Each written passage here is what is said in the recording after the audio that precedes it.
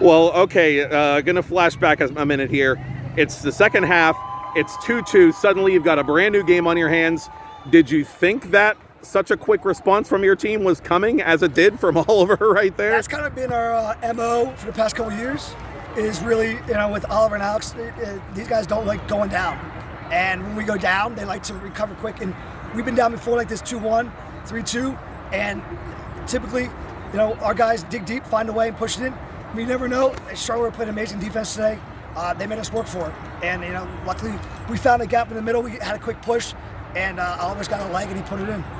And one of the things that John and I had been talking about during the week is how this is kind of like the year of the lower seed in the WPIAL championships. And I'll let you tell me what impressed you the most about your own team, but also what impressed you about Charleroi. Yeah, I'll tell you what. First of all, the lower seeds, watching those games ahead of time and watching these guys get knocked out. I hate scoreboard watching, especially double, triple, quad A, but it absolutely had me nervous. It shows how balanced WPIAL soccer is right now, which is a great thing. Charleroi is a fantastic team. 16, 17 are their go-to guys. They're their workhorses, and we knew that. And we knew we couldn't give them time to turn and shoot. And 16, when he had time to shoot, ripped probably the nicest goal of the game. So we really just had to make sure that we stood them up, played the ball. But GCC played them 3 times. Got them twice. They got them once. You play a team more and more, you start to figure them out. I didn't know if we were going to figure these guys out today. I think they had a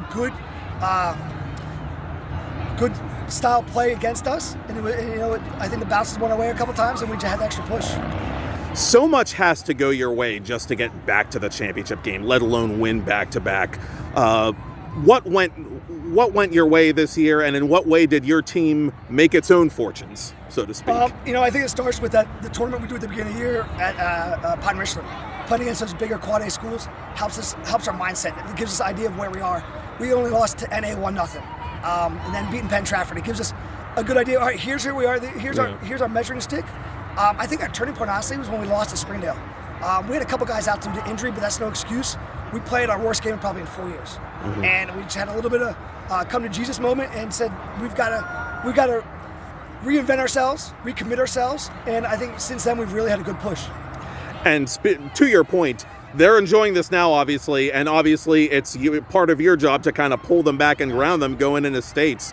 How do you get this team ready for states, knowing that as the championships and the accolades to continue to pile up, it's only going to get harder and harder for this particular group of players not to get self-satisfied and so forth? I grabbed them after we had a picture out here and said, guys, great job. Are you satisfied? Absolutely not.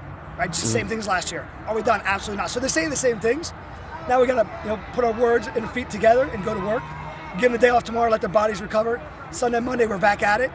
We know Tuesday we get to host a state first round game, which is huge. Rather stay here than have to travel. But as you know, anybody can win it any day. So we've got to commit ourselves and play our game, and really play like we lose, we're done. And with that being said, I will ask you lastly, just personally, what does it mean to be a champion? 2 years in a row, for that matter.